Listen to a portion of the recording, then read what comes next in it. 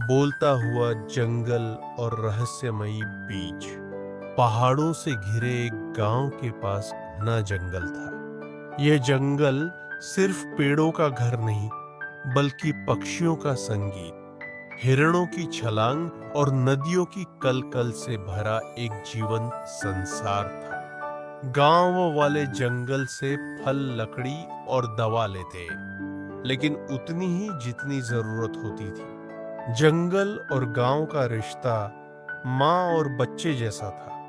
लेकिन धीरे धीरे शहर से कुछ लोग आए।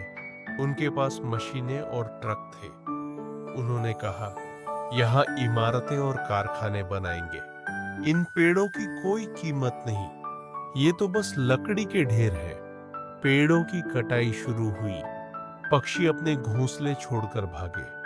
हिरण और खरगोश गायब होने लगे। नदी सूखने लगी, खेत बंजर होने लगे। गांव ही में 10 साल का एक बच्चा था, अनुज। उसे जंगल बहुत प्यारा था। एक रात उसने सपना देखा। जंगल का बूढ़ा बरगद बोला, अनुज, हमें बचाओ। अगर हम खत्म हो गए तो तुम्हारा गांव भी खत्म हो जाएगा। लेकिन हमारे पास एक रहस्य है, जीवन का बीज। अगर तुम इसे सही जगह बो सको तो पूरा जंगल फिर से जिंदा हो जाएगा। अनुज चौंक गया। अगली सुबह उसने अपने दोस्तों रिया, कर्ण और पायल को सपना बताया। बच्चों ने तय किया कि वे बीज ढूंढेंगे। वे जंगल के अंदर गए। वहां सिर्फ ठूंठ, धूल और मशीनों के निशान थे। अचानक उन्हें एक गहरी गुफा दिखी।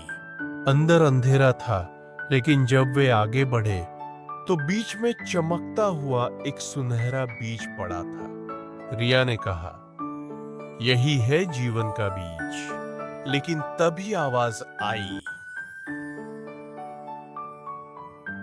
सावधान! अगर यह बीज स्वार्थी इंसानों ने बोया तो यह जहर बन जाएगा। लेकिन अगर सच्चे मन से बोया गया तो यह पूरा जंगल लौटा देगा। बच्चों ने मिलकर कसम खाई, हम इसे सिर्फ सबकी भलाई के लिए बोएंगे। उन्होंने गांव लौटकर यह बीज नदी किनारे बो दिया और सब गांव वालों को पेड़ लगाने में शामिल किया। धीरे धीरे वहां से एक विशाल पौधा उगा। उसके आसपास मिट्टी उपजाऊ हो गई।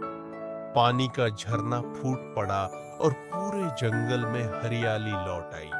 लेकिन ट्विस्ट यहीं खत्म नहीं हुआ। शहर वाले जब वापस आए और देखा कि जंगल फिर से हरा हो गया, तो उन्होंने सोचा, यह कैसे संभव है? उन्होंने भी बीज चुराने की कोशिश की। पर जब उन्होंने स्वार्थ से बीज बोया तो वहां से कांटेदार झाड़ियां और जहरीले पौधे उगाए। उन्हें एहसास हुआ कि यह बीज सिर्फ उन लोगों के लिए काम करता है जो प्रकृति से प्यार करते हैं। गांव वाले और बच्चों ने मिलकर जंगल की रक्षा की और शहर वालों को समझाया, अगर तुम सच में खुश रहना चाहते हो तो जंगल को नुकसान मत पहुंचाओ। प्रकृति से दोस्ती करो, दुश्मनी नहीं। धीरे धीरे शहर वाले भी मान गए और उन्होंने भी पेड़ लगाने की शुरुआत की। इस सीख, असली ताकत मशीनों में नहीं, बल्कि प्रकृति से जुड़ाव में है। स्वार्थ से कुछ भी अच्छा नहीं मिलता, लेकिन भलाई से चमत्कार हो सकता है। बच्चे छोटे होकर भी सबसे बड़ा बदलाव ला सकते हैं।